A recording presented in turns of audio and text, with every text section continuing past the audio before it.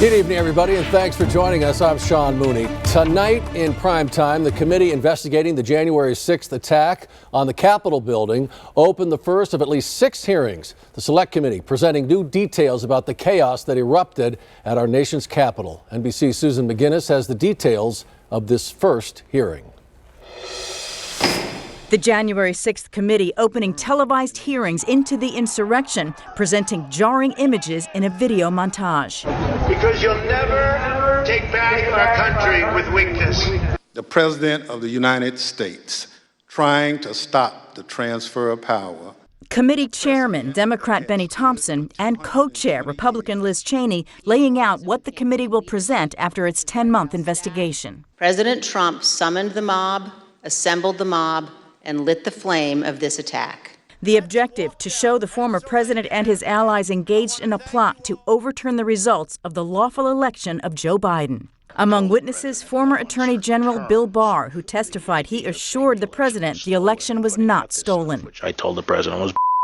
Ivanka Trump telling the committee she believed Barr. So I accepted what he was saying.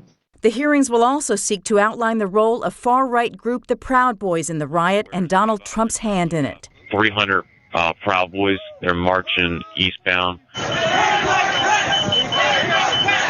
The committee also promising to show a pressure campaign by Donald Trump on Mike Pence, ultimately unsuccessful.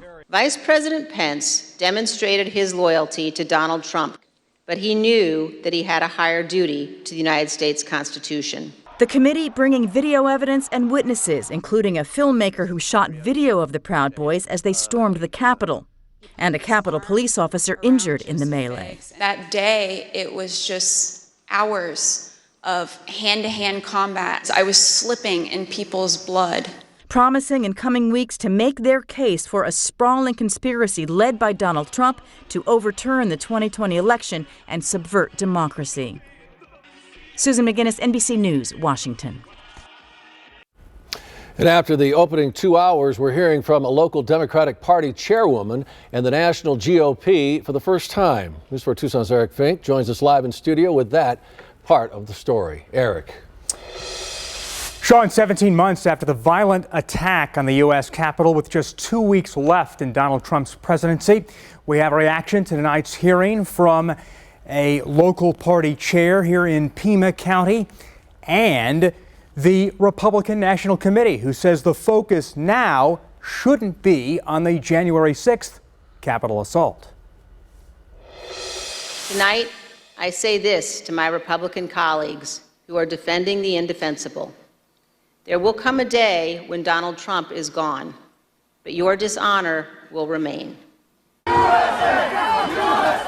After nearly a year and more than 1,000 interviews, the January 6th committee begins to make their case in prime time.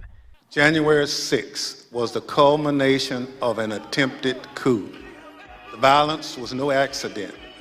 It represented Trump's last stand, most desperate chance to halt the transfer of power. The communications director for the Republican National Committee said this, quote, "Pelosi's committee is partisan and illegitimate. Instead of investigating the radical who placed a pipe bomb outside the RNC's headquarters on January 6th, tonight's hearing is nothing more than political theater. Americans want Congress to focus on the most pressing crises created by Biden and Democrats. Record gas prices, the worst inflation in 40 years, empty shelves, and rising crime. Not conduct a political circus in prime time." Bonnie Heidler chairs the Pima County Democratic Party.